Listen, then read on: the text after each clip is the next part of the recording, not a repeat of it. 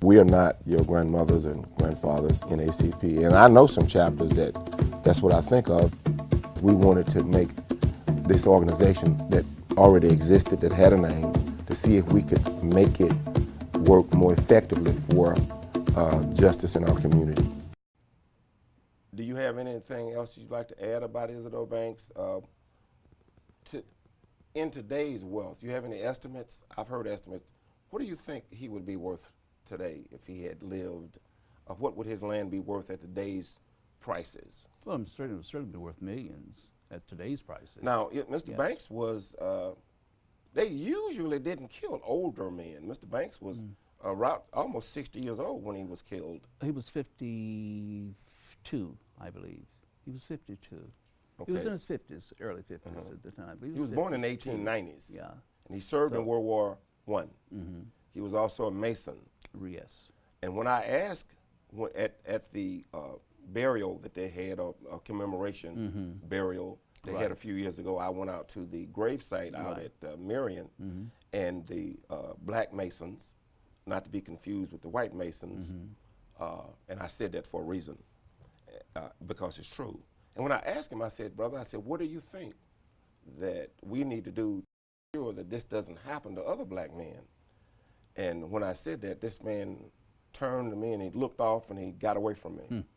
And so when you mention about being too outspoken, I understand that. And I've gotten that reaction from a lot of people over the years. I smile because you it get tells used to it. Well, no. It's done so Well, much. here's the thing. It says more about them than it does about me. And often when people come to me with their criticisms about being too outspoken, too provocative, and I said, brother, I said, you know, you just told me who you are.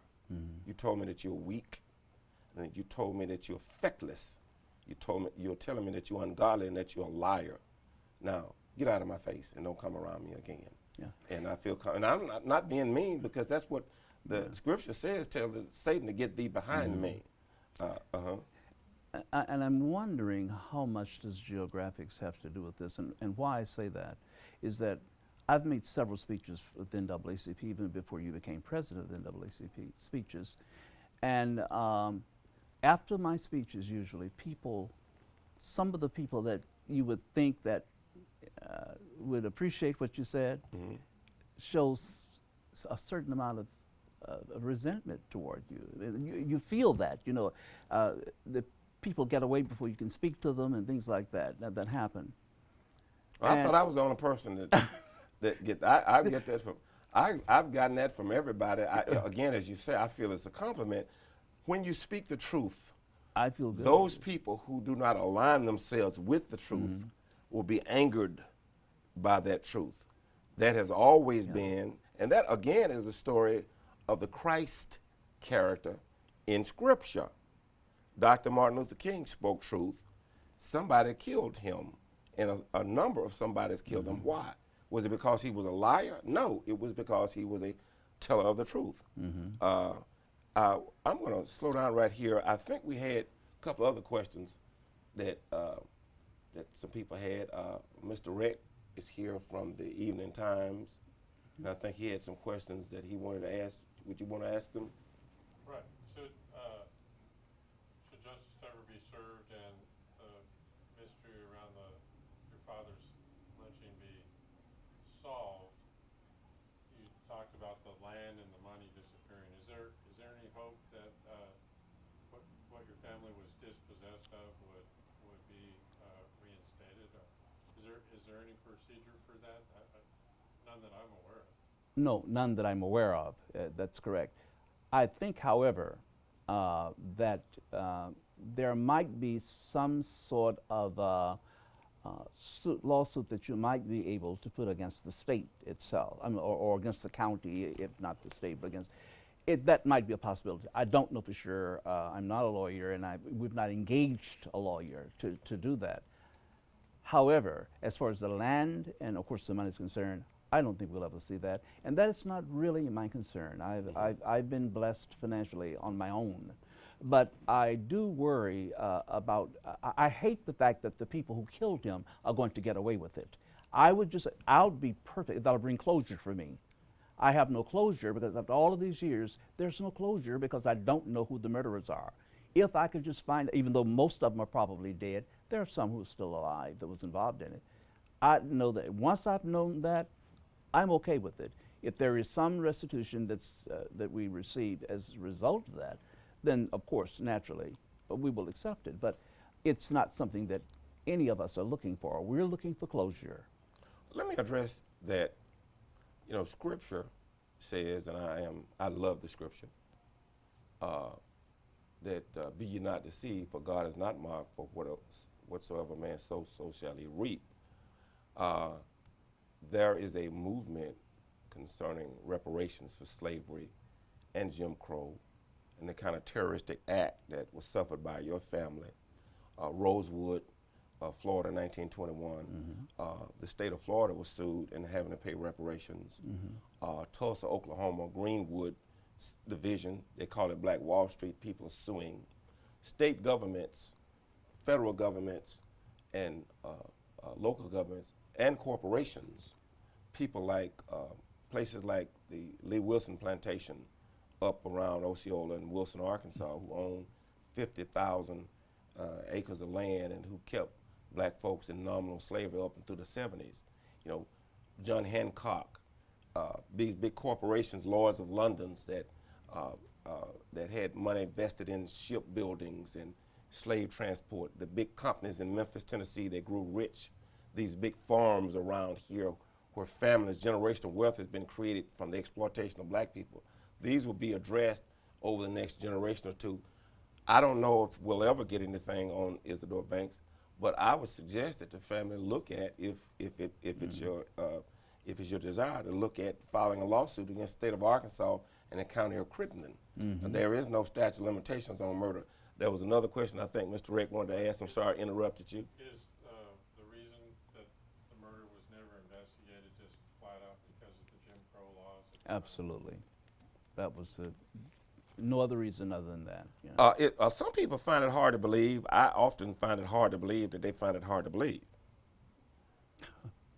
that black folks' lives meant nothing. I lived a great part of my life in that kind of social system, in America's version of apartheid. There's not a black man walking that has not been stopped and had an uncomfortable interaction with the police. Many whites have said the same thing, but none of us, we expect it.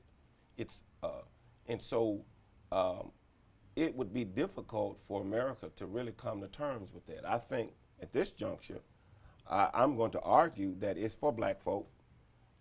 We are the descendants of enslaved persons, and it becomes our responsibility to bring these suits, to bring these arguments, to bring justice, because it's our humanity that we have to value.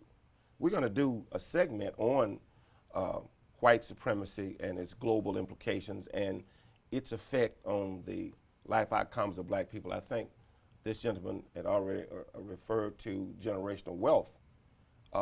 When Isadore Banks' wealth was stolen, his life taken, that meant that everything that came behind him, all of his children, nieces, nephews, cousins, and other people's lives who he might have impacted over the next two generations, all that was lost.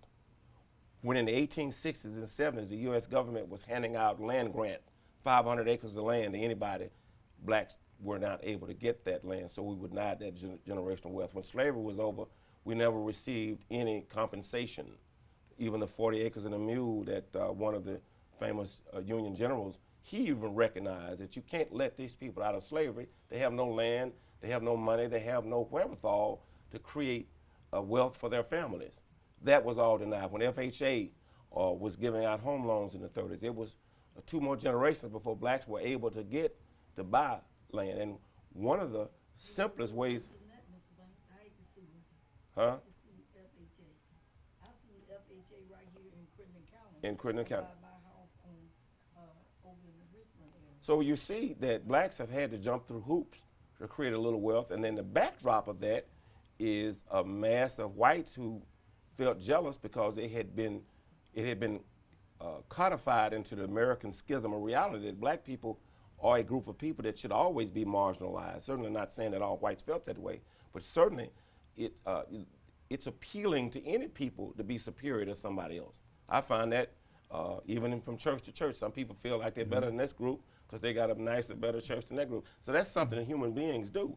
So when you can when you can legislate another group of people to be perpetual underlings, then you can control their life outcomes. And so, but now there are movements going on now through the reparations conversation to address and for blacks to face that, and we don't have to argue. And I would recommend to people, don't argue with whites or anybody else about your humanity. This is who we are. This is what we want to do, and get after doing it. That's how politics works. Those that don't like it, that's their problem. Because nobody's telling anybody what clothes to wear in the morning, so you can't tell me what my suffering has been. I was born in a segregated hospital in the colored section. So I was born into a world that had already determined my human value. And so I don't have to debate that with anybody else. I may share it with you, and I hope that you understand it, but if you don't, that's your problem. Anybody else have any questions with regards to the Isadore Banks saga? So we don't know a lot about Isadore Banks, but I thought the community is part of our history.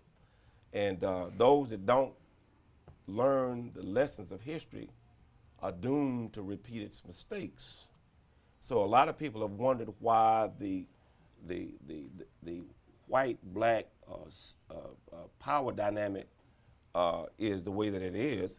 It's been that way from the time blacks came into this part of Arkansas as slaves. And so that's part of the history, and we're going to talk more about this history. And I thank Mr. Banks for coming and sharing. I know this, I don't know how painful it is for you to share this. I know I'd be angry if somebody killed my father, and rightfully so. And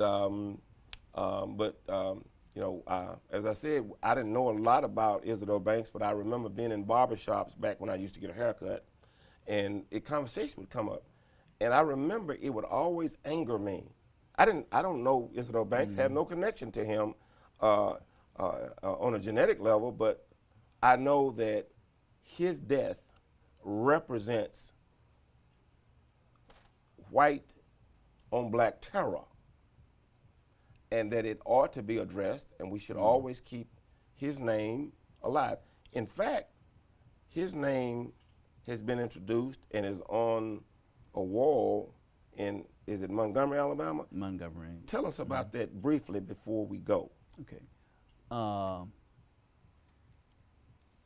About 3 weeks ago now, so it's about 3 or 4 weeks ago, the EJI, which is Equal Justice Institute in Montgomery, Alabama. Equal Justice Institute in Montgomery, yeah, okay. Montgomery, Alabama, has a wall with some prominent and not so prominent black men who were murdered very much like my father was.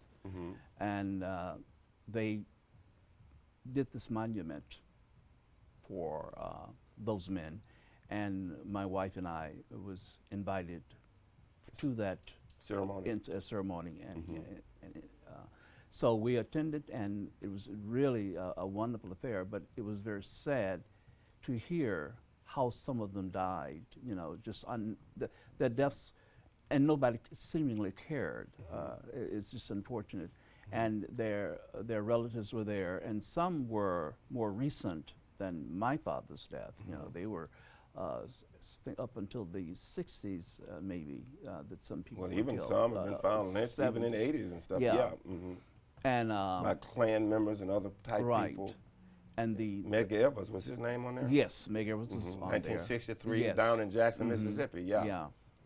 They brought his wife, after having been remarried, stayed on that case, and in 1993 or 4, she brought, because of her efforts for 30 years, they brought his murderer, his killer, Byron Della Beckwith, who was old and thought he had gotten away with it. And he went to prison. Yes. And I said, boy, there's a God somewhere. And so many others. You know, we know that Dr. King was murdered in Memphis, and we know that James Earl Ray didn't do it. We all know that. We know that many of our great and prominent leaders, some even which were white, were murdered and or beaten and or run out of town or financially ruined. So when we see people like Colin Kaepernick kneel during the playing of the national anthem because he wants to demonstrate and the racial injustice in America, what you're seeing is the same thing that Muhammad Ali did in 1967 when he refused to be inducted into the military when we couldn't even go into a restaurant and eat. Those that claim they can't understand that, they're lying. No. Rosa Parks stood on a bus and defied Jim Crow laws. Now we forget that Rosa Parks and her husband had to leave town at night for fear of their lives. We forget that Muhammad Ali, the United States government, took away his license to fight for the 3 best years of his career. We forget that all these people that stood, Martin Luther King died, Malcolm X died. People in Africa during the 1960s, countless black men in Africa, America, and other parts of the world were slaughtered by Europeans because they had begun to challenge white economic and political and social dominance. And this is a history that we must come to grips with, no matter how many people it makes angry, but you must come to grips with this history. Otherwise, you will not understand what America is, and you certainly can't understand when Trump says, make America great again. As you say, he's speaking to a constituency that is threatened because it fears that these other folk who they thought were beneath them are now starting to become prominent. That's the core of that. And remember, you had a black president, and right after your black president, as one of the commentators said, this is the white lash. Yes. Listen, we want to thank you. Yes. And we're going to be asking, we thank you. You've come and helped us with our political forums. You've attended our award shows, and we're going to be asking you to do other things. You have a good voice for speaking, and we thank the people out in our audience for their questions. Ms. Ruby Johnson, who didn't want to sit up here with us, but she has some questions. Mr. John Rick that came out, he'll probably want to talk to you some more, and we thank him and his wife for coming out. John has always come over and talked to us, even though his paper likes to dog me out, but you know, that's okay. You know, I like being dogged out because the thing about it, I do more dogging than they do. So it's okay. But if you have anything else to say, nothing, well, I'm going to say this. Membership in the Crittenden County NAACP is only $30 per year. And so I always tell you, don't be part of the problem, be part of the solution. Become the solution. Join your Crittenden County NAACP today. You can reach us at 812 East Broadway. Our office is open, right here in Westminster. Our office is open from 11 to 4 o'clock Tuesday through Friday. You can visit us on our website at www.crittendencountynaacp.com. You can reach me at Shabaka50 at AOL.com. That's Shabaka50 at AOL.com. You can talk to Ms. Ruby Johnson, who is our Vice President, or you can reach us at Crittenden County NAACP at yahoo.com. That's our email address. I hope I got that right. If not, charge to my head and not my heart. This is Race, Religion, and Politics, and peace. We are not your grandmothers and grandfathers in ACP, and I know some chapters that's what I think of. We wanted to make this organization that already existed, that had a name, to see if we could make it work more effectively for justice in our community.